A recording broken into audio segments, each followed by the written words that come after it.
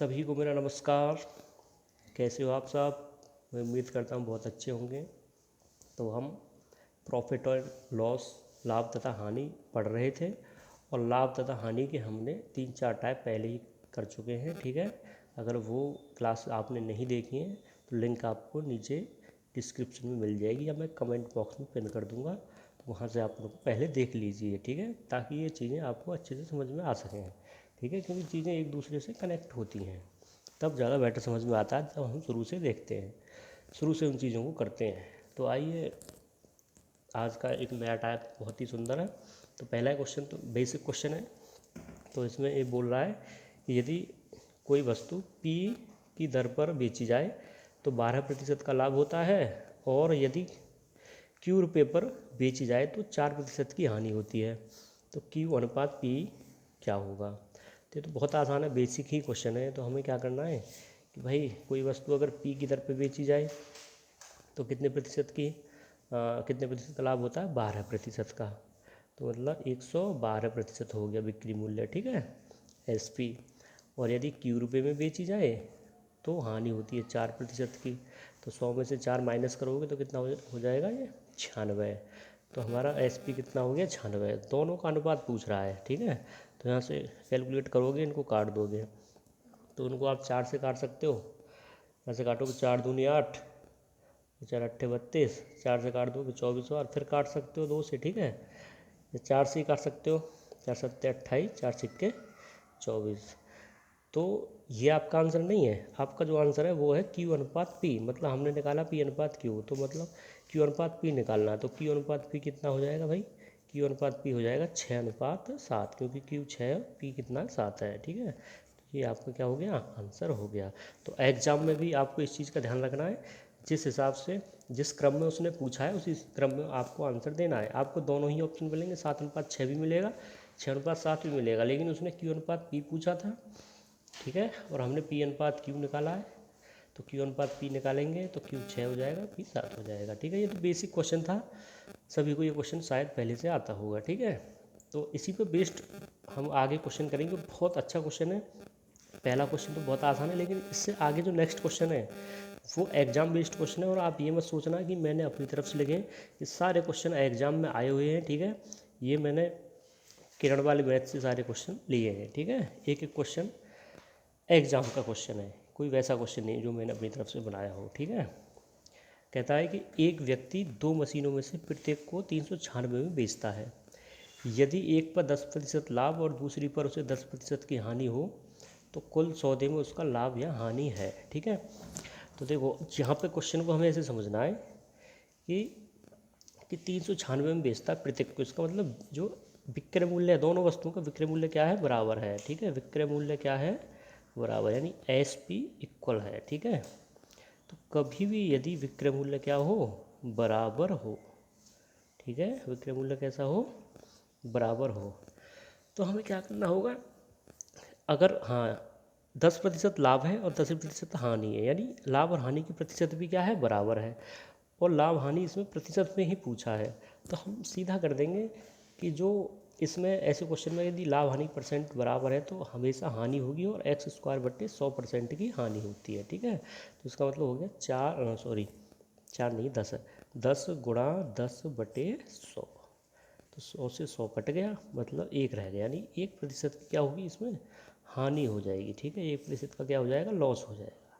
तो इस क्वेश्चन का आंसर हो जाएगा। ठीक है, तो मुझे उम्मीद है ये चीज़ आपको समझ में आई होगी। ठीक है, ये क्वेश्चन मैंने पहले भी शायद करा चुका हूँ, प्रतिशत में करा चुका हूँ ऐसे क्वेश्चन में।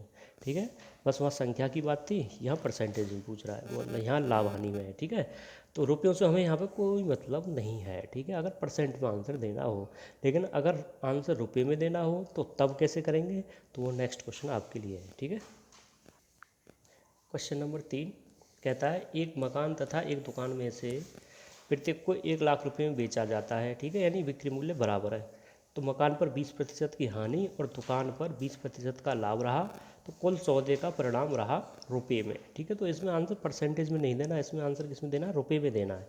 तो सबसे पहले हम प्रतिशत ज्ञात करेंगे। तो हमें पता है जब लाभ हानि की प्रतिशत बराबर है तो हमेशा क्या होती है? हानि होती है। तो 20% की हानि, ठीक है, और 20% का लाभ, तो 20 गुणा 20/100% की हानि होगी। ठीक है, तो काटोगे 2 जीरो से 2 जीरो कट गए, यानी 2 दूनी 4% की क्या हो गई, हमें हानि हो गई, लॉस हो गया। ठीक है, लेकिन आंसर परसेंट में नहीं देना, आंसर रुपये में निकालना है। तो आप मुझे एक चीज़ बताइए कि 4% का लॉस हो गया, तो इसका मतलब जो SP रहा होगा, विक्रय मूल्य, वो कितना रहा होगा, 96% रहा होगा। ठीक है, और क्वेश्चन में विक्रय मूल्य कितना है दोनों वस्तुओं का, एक वस्तु को 1 लाख में बेचता है तो दो वस्तुओं को कितने में बेचेगा, 2 लाख में। ठीक है, अब हमें हानि निकालनी है, रुपए में निकालनी है, तो 96% की वैल्यू 2 लाख हो गई। अब हानि की प्रतिशत कितनी है, 4%, तो 4% की वैल्यू कितनी हो जाएगी साथियों, तो 4% की वैल्यू हो जाएगी 2/96। ठीक है, 96 बटे में और 4 क्रॉस में है तो गुणा हो जाएगी 4 की। ठीक है, परसेंट से परसेंट कट जाएगी। यहाँ से जब इसको कैलकुलेट करोगे तो ये आपका आंसर हो जाएगा 1/12 लाख। ठीक है, क्योंकि ये 2 लाख है। ठीक है, लाख कटेगा नहीं, तो 1/12 लाख ये क्या हो जाएगा आपका आंसर। ये बहुत अच्छा क्वेश्चन है, एग्जाम में कई बार उसको पूछा गया है। ठीक है, कई बार इसको पूछा है, तो आप इसको अच्छे से कैलकुलेट करें और बार बार इस क्वेश्चन को करें। ठीक है, तो मुझे उम्मीद है ये क्वेश्चन आपकी समझ में आया होगा। अगर ये समझ में नहीं आया, इससे ये अगला जो क्वेश्चन है ऐसा ही क्वेश्चन है, इससे समझ लो। ठीक है, कहता है कि एक व्यक्ति 2 पाइपों में से प्रत्येक को 12 रुपये में बेचता है, यानी दोनों पाइप 12-12 रुपये में बेचता है। उसे एक पर 20% लाभ और दूसरे पर 20% की क्या होती है, हानि होती है। तो पूरे सौदे में उसको कितने रुपए का लाभ अथवा हानि हुई। तो पहले हम परसेंट में याद करेंगे, 20% की हानि, 20% का लाभ। तो देखो अभी हमने निकाला था कि 4% का क्या होगा, लॉस होगा, और 4% का लॉस होगा तो यानी वस्तु जो 96% बेची जाएगी। ठीक है, और क्वेश्चन में दोनों वस्तुओं को कितने में बेच रहा है, एक वस्तु को 12 है तो दोनों वस्तुओं को कितने में बेचेगा, 24 रुपये में। तो दोनों वस्तुओं का विक्रय मूल्य कितना हो गया, 24। अब रुपये में हानि हानि रुपये में निकालनी है, तो 4% की वैल्यू हमें निकालनी होगी, क्योंकि हानि कितनी हो जाएगी, 4%। तो 4% की वैल्यू कितनी हो जाएगी, 24/96 गुणा में 4, ये 4% की वैल्यू हो जाएगी। ठीक है, तो यहाँ से आप कैलकुलेट करोगे भाई इसको, 24 चौका 96, 96 नीचे, तो 96 से 96 कट जाएगा तो 1 आ जाएगा। ठीक है, मतलब 1 रुपये की क्या होगी, हानि होगी रुपयों में। ठीक है, तो इस तरह से रुपयों में अगर निकालना है तो इस तरह से हम आसानी से कैलकुलेट कर सकते हैं, कोई दिक्कत नहीं है। इसको और भी तरीके से बना सकते हैं, रेशियो वाले तरीके से बना सकते हैं, लेकिन वो मेथड थोड़ा लॉन्ग हो जाता है, होता आसान है, लेकिन फिर भी ये मेथड थोड़ा शॉर्ट है और आसान भी है। ठीक है, तो मैं उम्मीद करता हूँ ये चीज़ आपको समझ में आई होगी। ठीक है, एक और क्वेश्चन हम इसी पर करते हैं ताकि ये क्वेश्चन आपको आसानी से समझ में आ जाए, और ये क्वेश्चन बार बार एग्जाम में ऐसा क्वेश्चन पूछा जाता है। ठीक है, क्वेश्चन नंबर 5 कहता है एक व्यक्ति 2 कुर्सियाँ 120 रुपये प्रति कुर्सी की दर से बेचता है, मतलब यहाँ भी विक्रय मूल्य बराबर है। एक पर 25% लाभ तथा दूसरी पर 25% हानि उठाता है। इस प्रकार उसकी हानि कितने रुपए की है। तो यहाँ भी हमें रुपये में आंसर देना है। तो देखो 25% लाभ और 25% हानि, तो 25 गुणा 25/100% की हानि होगी। तो 25 गुणा 25 कितना हो गया, 625। 625 को आप 100 से डिवाइड करोगे कितना हो जाएगा, 6.25% की क्या होगी, हानि होगी। तो परसेंटेज में पूछता तो हमारा आंसर ये हो जाता, लेकिन रुपये में आंसर निकालना है तो हमें पता है कि CP कितना होता है, 100%। अब हानि हुई है 6.25 की, क्या हुई है, हानि, लॉस हुआ है। ठीक है, तो हमारा जो SP हो जाएगा वो 100 में से इसको घटाएंगे तो कितना हो जाएगा, 93 पॉइंट कितना हो जाएगा, 75%। और क्वेश्चन में कितना है, दोनों वस्तुओं का विक्रय मूल्य, एक का 120 है तो दोनों का कितना हो जाएगा, 240, 120 गुणा 2। ठीक है, 240 हो जाएगा। अब हमें हानि निकालनी है, तो परसेंट में हानि कितनी, 6.25, तो 6.25 की वैल्यू कितनी हो जाएगी, 6.25% किसके बराबर हो जाएगा, 240 बटे 93.75 इंटू 6.25। ठीक है, इतना हो जाएगा। अब यहाँ से इसको कैलकुलेट करोगे तो देखो ये इससे सही 15 बार कट जाएगा। ठीक है, पॉइंट से पॉइंट काट लोगे पहले, क्योंकि पॉइंट के बाद यहाँ भी 2 संख्या, पॉइंट के बाद यहाँ भी 2 संख्या, कट जाएगा। अब ये 15 बार कट जाएगा। अब आपको लगा होगा ये 15 बार आपके दिमाग में कैसे आ गया, देखो ये 625 है, ये 9375 है। ठीक है, क्योंकि दशमलव कट गया। तो 6 का ऐसा कौन सा गुणज है जो 90 के समथिंग हो जाएगा, 90 के समथिंग। तो 15 छिक्के 90 होता है, तो 15 बार ये कट गया, ठीक है। तो 15 से 240 को काटोगे तो 16 बार कट जाएगा। तो 16 रुपये की क्या हो गई, हानि हो गई। तो रुपये में आंसर कितना हो जाएगा, 16 रुपये। तो इस तरह से हम ऐसे क्वेश्चन का आंसर दे सकते हैं बहुत आसानी से, ठीक है।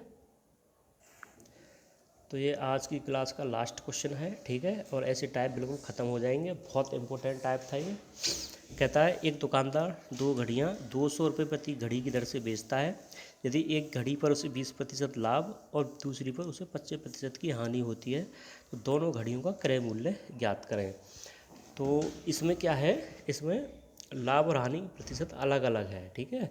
तो जब लाभ हानि की प्रतिशत अलग अलग होगी तो इसको हम रेशियो से भी बना सकते हैं, या हम आसान, मतलब ये बेसिक क्वेश्चन है, इसमें कुछ है ही नहीं, कोई दम नहीं है। देखो एक पे 20% की हानि, तो इसका मतलब 120% में बेच रहा होगा एक को, ठीक है। और क्वेश्चन में कितने बेच रहा, 200, तो 120 की वैल्यू 200 के बराबर। तो 100 की वैल्यू कितने के बराबर हो गई, 100 की वैल्यू हो जाएगी 200 गुणा 100 बटे 120। तो यहाँ से जब इसको कैलकुलेट आप करोगे तो यहाँ से 20 छिक्के 120, 20 पंजे 100, ठीक है। और 200 गुणा 5 कितना हो गया, 1000, 1000 बटे में कितना हो गया, 6, ठीक है। तो यानी पहली वस्तु का जो क्रय मूल्य हो गया कितना हो गया, 1000 बटे 6, 6 से भाग लगा लेना, जितना भी आए आंसर पॉइंट में आ जाएगा, ठीक है। अब इसके बाद हमें दूसरी का निकालना है। तो दूसरी का कैसे निकालेंगे कि 25% की हानि हुई है, तो 25% की हानि हुई है तो इसका मतलब 75% में बेचेगा। तो 75% की वैल्यू उसको भी 200 में बेच रहा है, 200 के बराबर। और यहाँ से 100% की वैल्यू निकालेंगे तो 100% की वैल्यू कितनी हो जाएगी, 200 गुणा 100 बटे में 75, ठीक है। तो यहाँ से कैलकुलेट करोगे इसको, 25 चौका 100, 25 दिया 75, तो 400, 200 गुणा 4 कितना हो गया, 800, कितना हो गया 800। तो 800 बटे में 3, ठीक है। तो 800 बटे में 3 ये इस दूसरी वस्तु का क्रय मूल्य हो जाएगा। तो इस तरह से हम दोनों वस्तुओं का क्रय मूल्य निकाल सकते हैं। ये बेसिक ही मेथड था, बाकी हम रेशियो बना के भी कर सकते हैं, बाकी उसकी कोई ज़रूरत है नहीं हमें, ठीक है। तो अगर आपको हमारे वीडियोस, हमारे तरीका पसंद आ रहे हों तो इसको ज़्यादा से ज़्यादा शेयर करें दोस्तों के साथ। आज के लिए इतना ही, सभी को मेरा नमस्कार, जय हिंद।